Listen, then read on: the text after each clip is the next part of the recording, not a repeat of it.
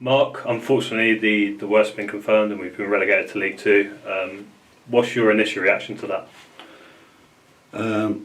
Difficult because, I mean, listen, in all fairness, after last week's game, that's when the real, if you like, raw emotion was there.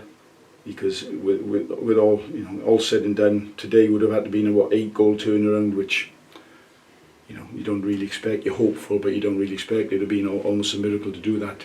So I had to concentrate really on the game today more than anything, and my message to the players was to try and go into the summer with not be labelled that you haven't won a game, and that's right here and now. That's the emotion of it, which is mostly disappointing. In terms of the game itself, mate, you make changes. I made changes. Obviously, gave young Alfie Bendel his debut, and wow, to come into a situation like that as a 17-year-old lad, and most young players probably go into a team that's playing okay, and senior players are full of confidence, and they can, if you like, just get through a game. And he's had to come into a situation where we didn't perform, certainly in the first half, and he must have been wondering, wow, is this what league football's all about? But talking to him individually, he came out the second half and kept playing his game, and he'll be a big player for this club in the future. That's first and foremost. Young Dylan as well. I changed Dylan at half time. Nothing to do. I told him nothing to do with his performance. It was a tactical change, so we made that. But I made changes because the old saying, well, if you keep doing the same thing and without getting the same, you'll get the same results, and it's almost like a sign of madness to do that. So you make changes to try and affect them in a different way. Clearly didn't work in the first half.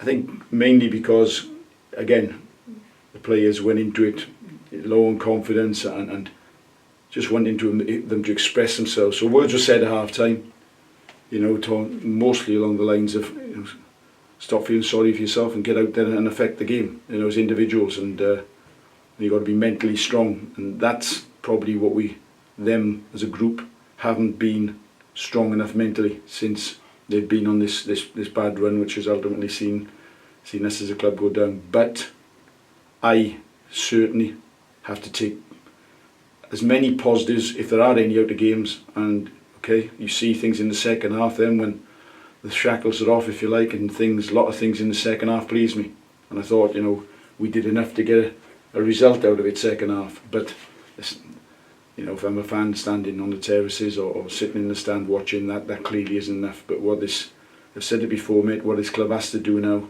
is, and I've said to the players, they've got to go away, clear their minds in the summer, spend some quality time with their families, but this game of ours it's not about ability. The reason these players are at the club like AFC Wimbledon is because they got ability. You'd expect that. It's what wins you football matches is your mentality. That's more than half the game. And as I keep saying, next year the players have got to be ready for a long hard season, and the mentality's got to be better. And I'll say it now.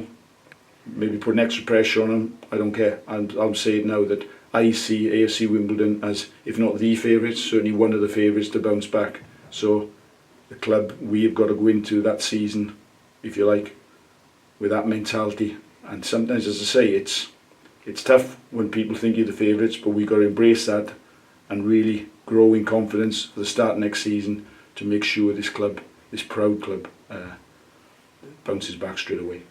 And for you personally, obviously it's been only a short time that you've been here. How have you found it, and do you feel like you've connected with this club in the way that you thought? I'd like to think, Chris, that the guys, that people have seen that in the interviews I've given, and they immediately get a feeling for the club and the people who work here and the fans behind it. And that's, I've only been here for like 5, 6, 7 games, but what hurts more than anything today is seeing, at the end you go around and you applaud the supporters for coming and behaving and cheering the way they do, but to see the disappointment and the look on their faces, that's what hurts. It genuinely does. So it's, as I say, a lot of work to be done at the club, and please God, next year it'll bounce back.